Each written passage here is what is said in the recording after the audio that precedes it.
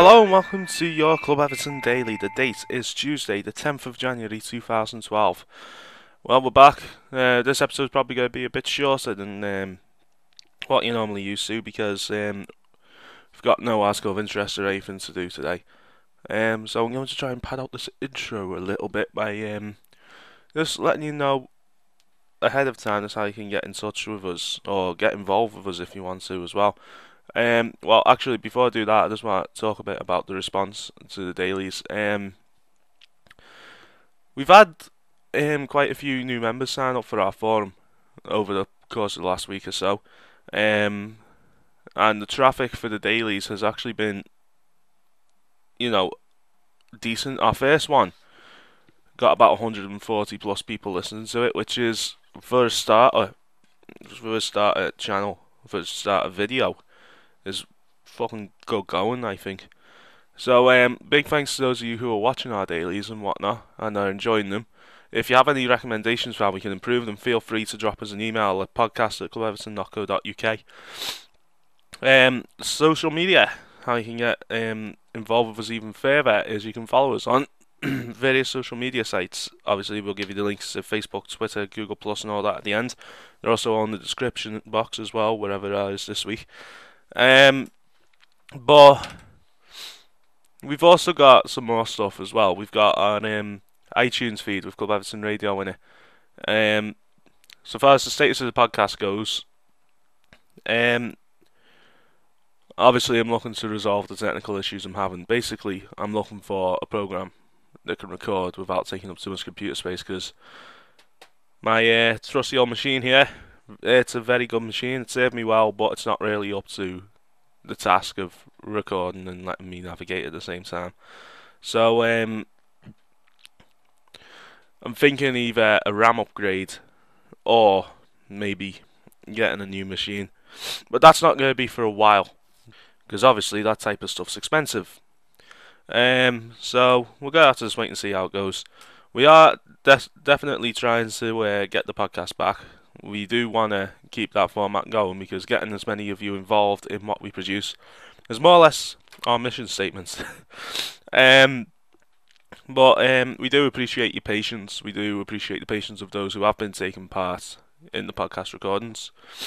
Specifically Pete, Borley, Ross, Darren, and Azza, even though we completely tried to kill off the last one we tried to do, which was on Sunday night. We are going to try and sort it out as quickly as possible, but all we ask in the meantime is bear with us. I haven't decided yet what we're going to do with the podcast, because we do want to keep stuff coming up on the iTunes feed. I'm trying to figure out how. It's not really worth going back to the old format of the podcast, because it's better served in this format on the dailies, to be honest. Well, anyway, that's enough of me guffing on about the podcast. Let's get down to what we're going to cover, which is basically the news and the transfer gossip, and that's more or less it. Short of stuff to talk about, and I apologise for that, but that's just the way things go. Anyway, let's get down to the news. And the first piece of news, obviously, is the FA Cup draw, which sees us get another home game, believe it or not, against Fulham, which is strange, because in fourth round draws we typically tend to get a top four side, or a quote unquote top four side. In the fourth round last year we played Chelsea. Year before that we played, who did we play in 2010? I can't remember. It was the last time Landon Dorfman was with us, and the year before that obviously we played the Red Shite. But obviously, it's nice to get, no disrespect to Fulham, as a slightly more favourable draw. I mean, even Fulham fans aren't going to deny that they'd want to avoid the likes of Arsenal, Chelsea, Man U and Liverpool.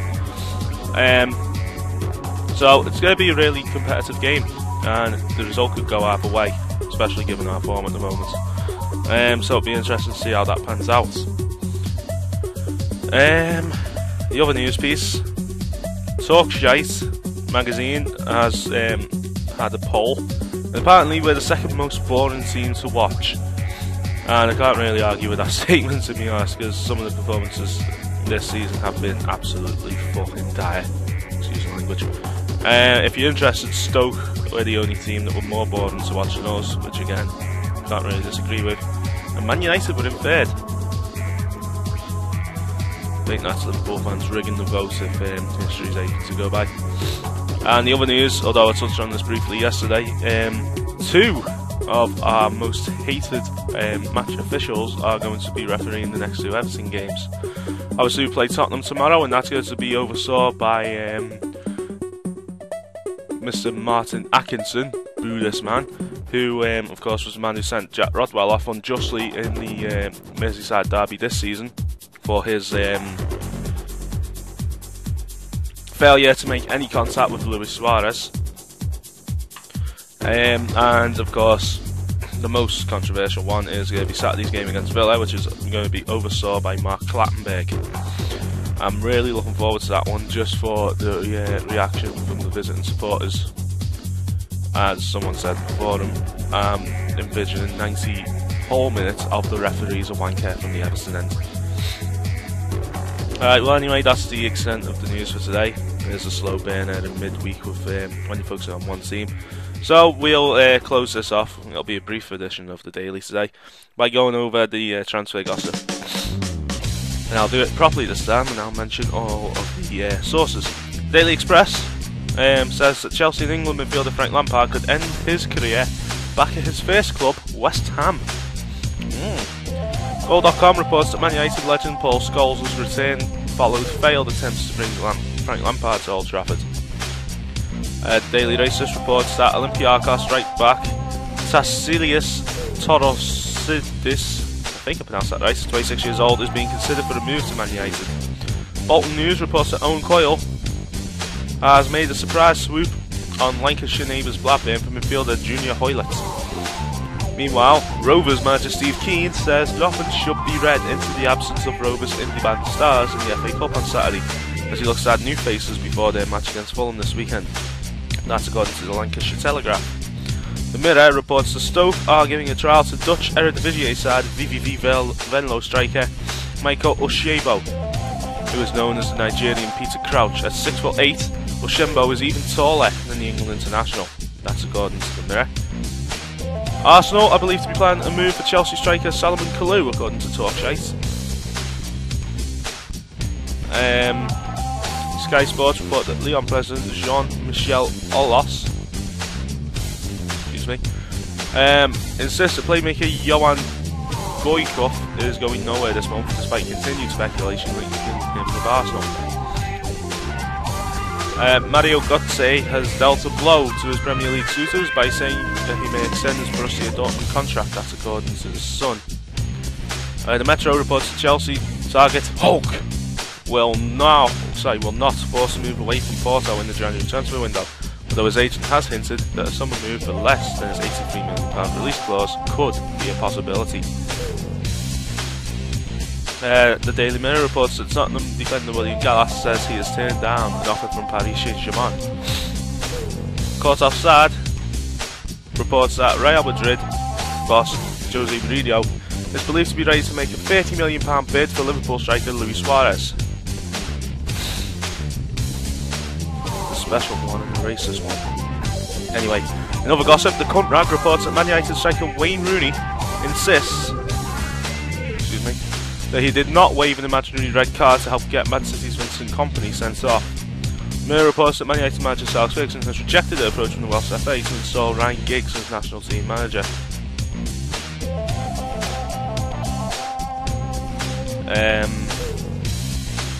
Talkshite reports that Nemanja Vidic is staying at Man United, and the defender's agent says the chances of him leaving are as likely as Lionel Messi quitting Barcelona. The Express reports that Mark Hughes has told QPR he needs £30 million to pull them clear of relegation, and chase a list of targets headed by Aston Villa's Darren Bent and Chelsea's Didier Drogba.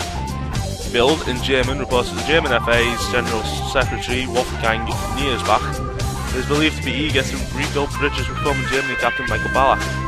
The 35-year-old lost his place in Germany's 2010 World Cup squad due to injury and was later informed he was no longer in the plans of manager Joachim Low.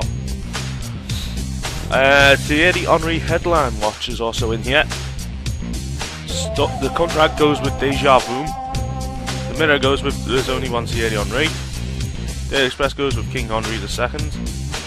Daily Racist goes with Vava Boom. Telegraph goes with Still Got It.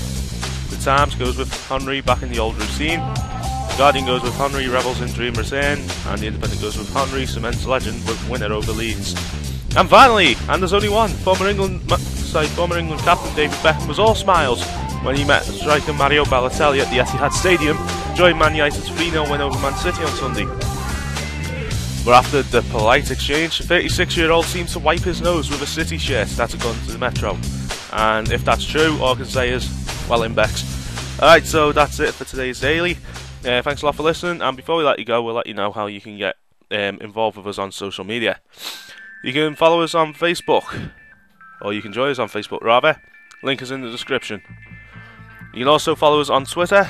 At Club Everton is our handle. Twitter.com/Club Everton. Again, the link is in the description. And the link is in the description for our Google Plus page as well, because that site's difficult to navigate, so we've made it easier for you.